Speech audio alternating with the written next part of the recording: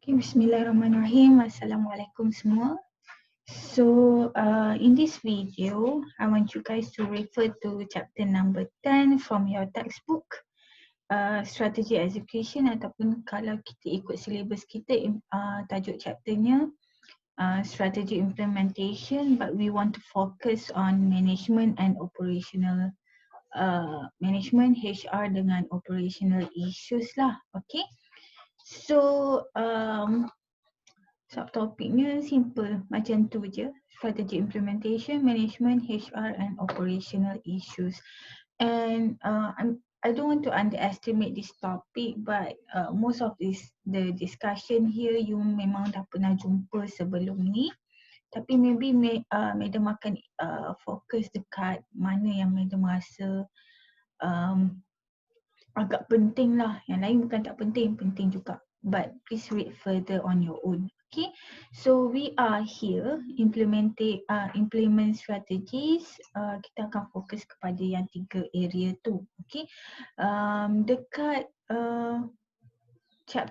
previous chapter when we perform internal audit pun kita tengok this area. Yang sama chapter yang selepas ni pun kita akan fokus kepada area yang lain pula. Okay, so cuma bezanya internal audit kita assess the current situation and we want to do some internal audit itself. And for strategic implementation is that how we want to implement, and in that area in our business or organisation, what are some of the issues yang kena tengok lah. Alright. So berbeza dengan step yang lain, step yang ni agak penting sebab when we have formulated the strategy itself and we come to the decision what kind of strategy yang kita nak implement. So it is very important how we want to implement the strategy. Sama ada berjaya ataupun tidak strategi tu, lepas tu bergantung kepada this stage lah, the implementation strategy. So the first thing yang kita nak tengok for this topic is that the differences between the two stages, the formulation and also the implementation. Okay, so these are the differences in terms of the management itself. Strategy formulation is positioning forces before the action, while the implementation adalah managing forces during the action itself. In terms of the focus are differ. In formulation stage, we focus on the effectiveness, while during implementation we focus on efficiency. Okay, and also during formulation it involves intellectual process. We have to think about what kind of things that we want to do. There are so many things to analyze, while during the implementation is primarily on the operational processes because we want to implement things. Okay, and other things as well. So there are the major differences, and Madam boleh bagi tahu ni soalan yang agak popular for final examination. Tapi itulah, popular tak semestinya masuk. And these are some of the management issues central to the implementation stage. So antara satu benda yang company kena tengok balik adalah in terms of the establishment of annual objective. Do they have to redo the annual objective itself? Sebab apa yang kita nak capai annually, of course adalah untuk mencapai strategi yang kita dah tetapkan mungkin untuk satu jangka masa panjang. So dia boleh akan effect annual objective. Sebab annual objective ni agak penting sebab dia akan represent a lot of things. In terms of allocation of resources, kita tahu dekat which business area yang kita nak provide more budget, ataupun in terms of decision making later on. Alright, so these are some of the things why annual objective are essential for strategy formulation.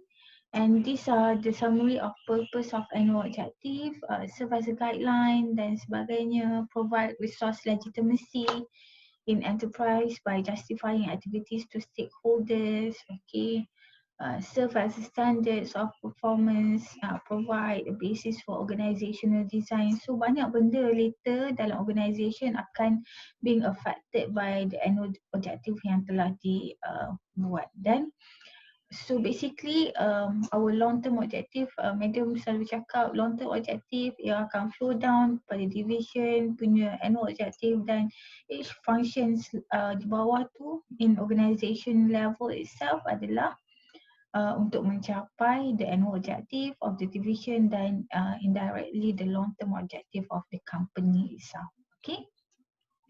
So what else? Another issues under management in terms of strategy implementation adalah the need for clear policies lah.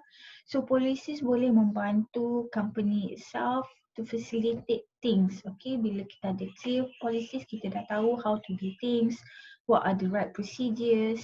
Okay, so nak kena baca ke policies punya definitions, specific guidelines, methods, procedures, rules, form, administrative practices established to support and encourage work towards stated goals. So whatever the policies implemented by the firm itself, dia adalah untuk membantulah untuk mencapai the goals ataupun objective earlier. Okay, so these policies can be applied to all divisions and also departments.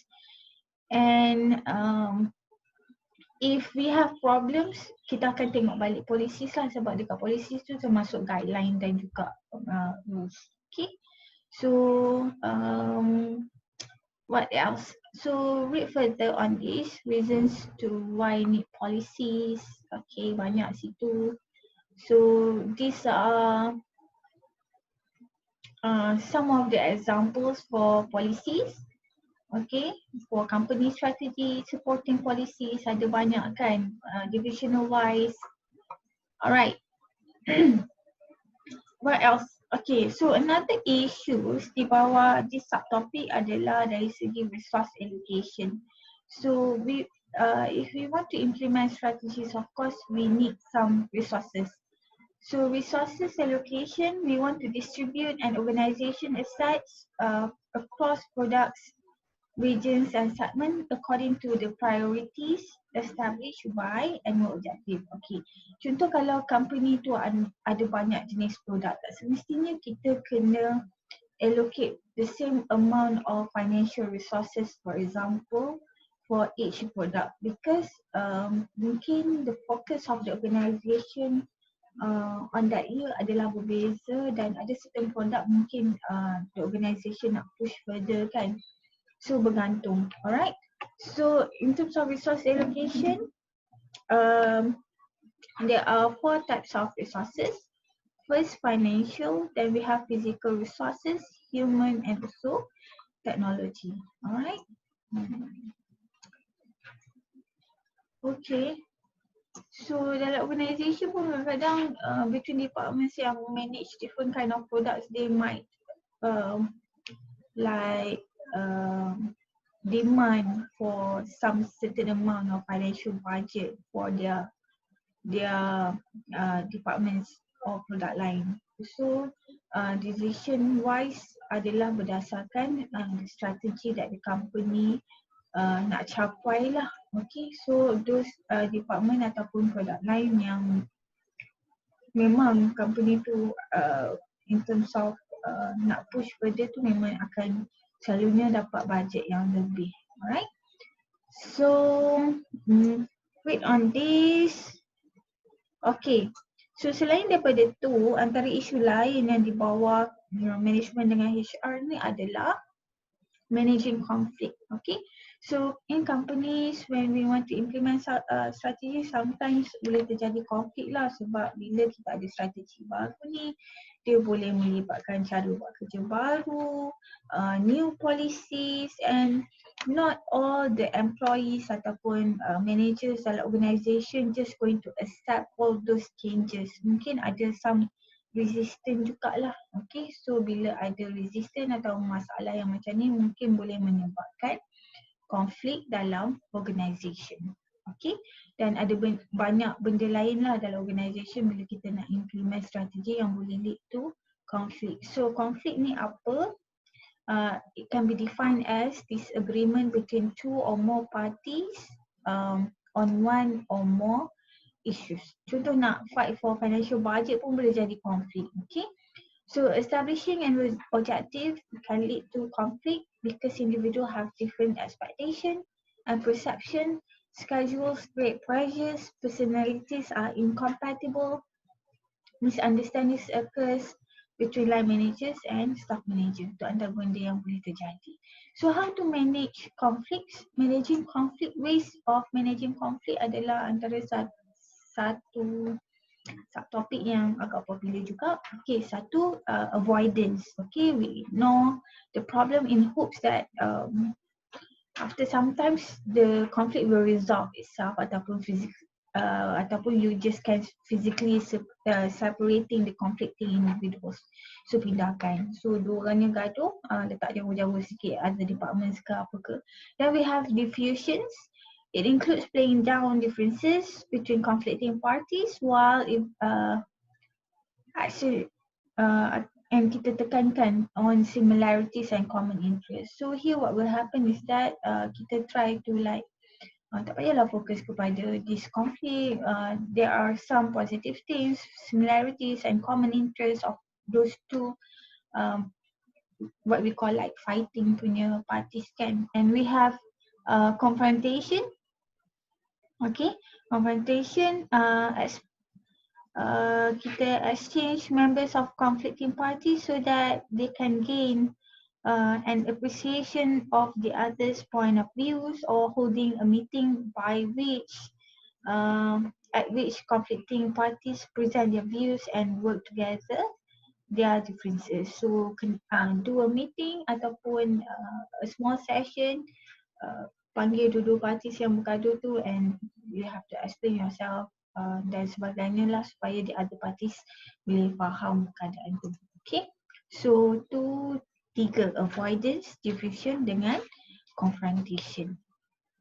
Another issues in here strategic execution in terms of management dengan HR adalah matching the structure, the organisation structure dengan the strategy itself. So sometimes due to the strategy that the company wanted to pursue, the organisation structure kena change. Okay, so changes in strategy often requires changes in organisation structure. Okay, what are the major reasons for this? Satu, structure largely dictates how objective and policies will be established and how resources will be allocated.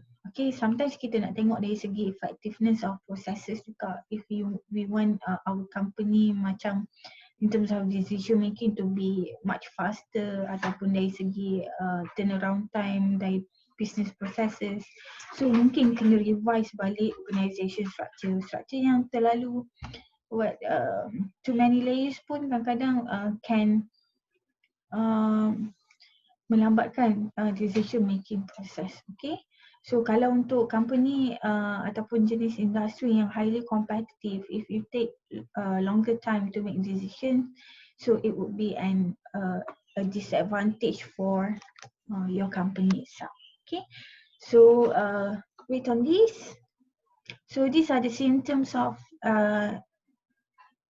an ineffective organisation structure. Terlalu too many levels of management, too many meetings attended by too many people, too much attention being directed towards solving interdepartmental conflicts dan banyak lagi lah.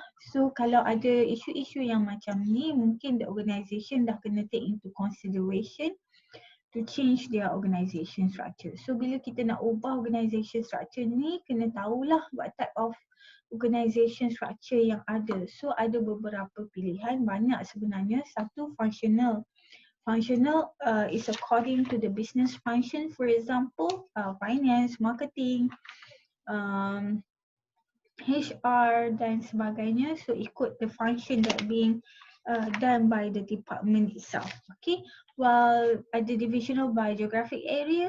So kalau dekat Malaysia ni selalunya dibahagikan ikut region lah, sama ada utara, selatan, northern, southern, mana lagi alamak, western, ada ke western. Okay, so But kalau you are a multinational company, mungkin boleh according to memang region lagi, tapi according to what Asia, Southeast Asia ke.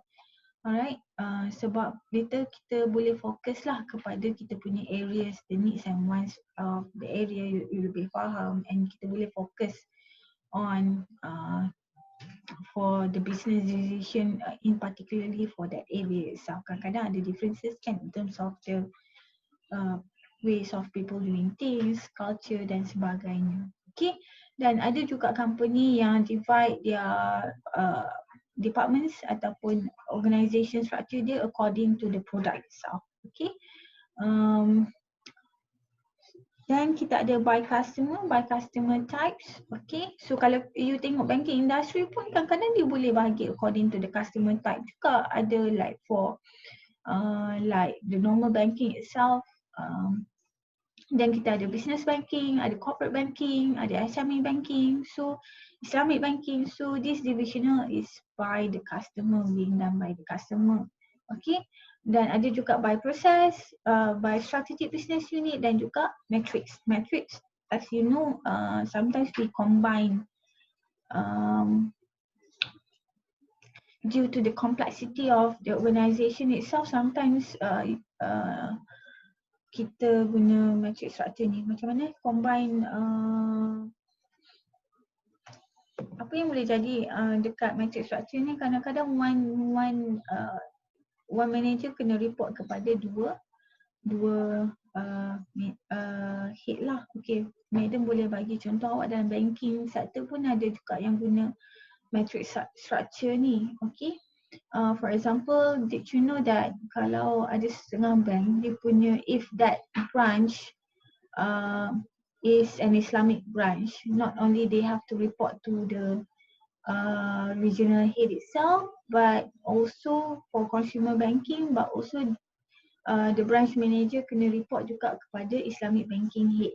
So dia dah kena report sebab dia dah jalankan mungkin tu function dekat situ. Okay, tu antara contoh for matrix structure lah. Dan untuk tiap-tiap structure ni, please read further apa benda tu, what are the advantages and disadvantages, and sama juga dengan matrix here. Okay.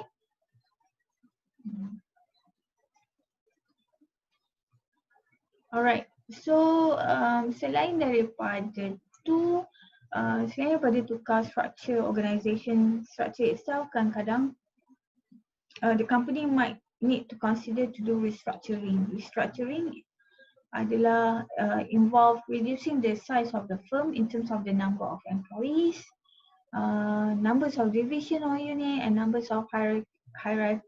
Lama sampai bila pun media tak boleh sebut perkataan ni.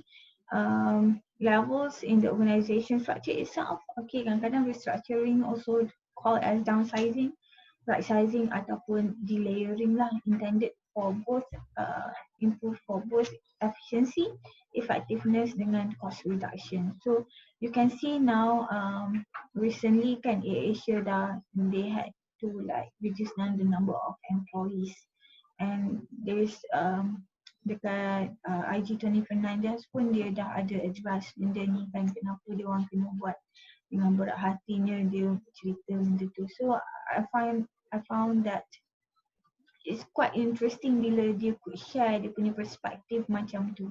So later madam nak share video tu, and madam nak minta pendapat awak lah tentang action yang dia dah buat tu.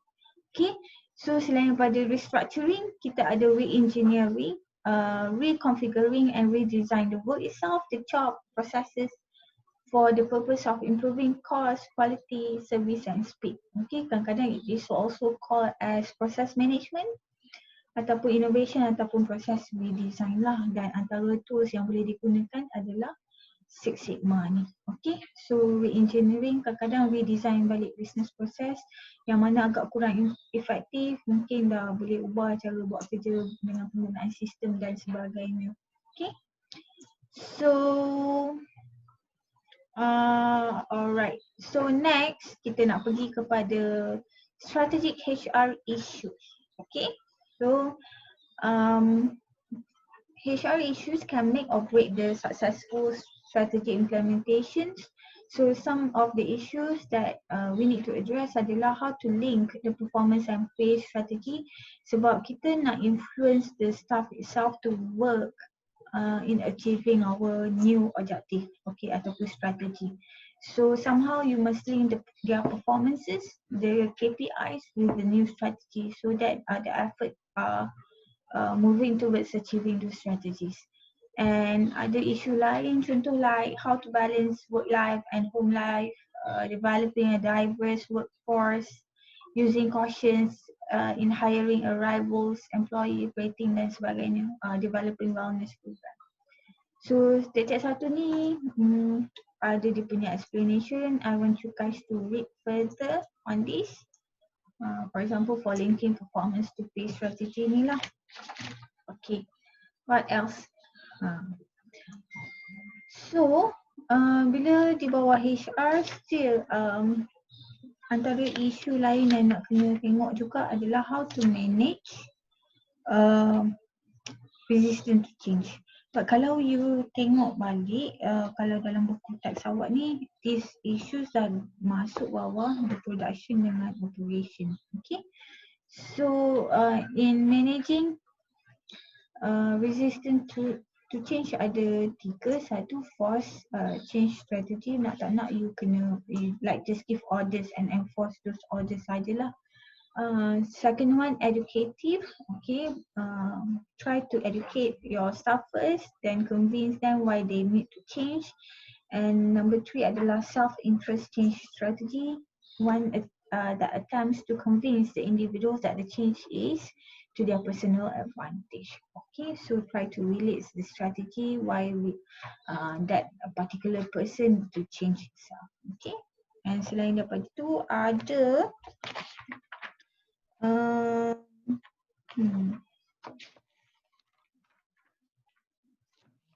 creating strategy supportive culture. So these are the ways yang boleh dilakukan. Satu, ada formal statement from organisation of the organizational policies that charters, creates the material used for recruitment and selection and socialization, designing the physical spaces dan sebagainya, dan stories, legend, myths, apa benda tu. Okay. What else yang Madam nak fokus dekat sini? Labor cost. Okay. So please read further this topic dengan you punya textbook ni. Macam Madam kata dia duduk kat chapter number 10, strategy education. Okay. So sebab dalam slide tu macam ada sedikit perbezaan, so I want you guys to take note. So for strategy human resource issues, altogether ada 7 isu yang nak kena tengok. Satu, linking performance and pay to strategy itself. Yang 7 tadi.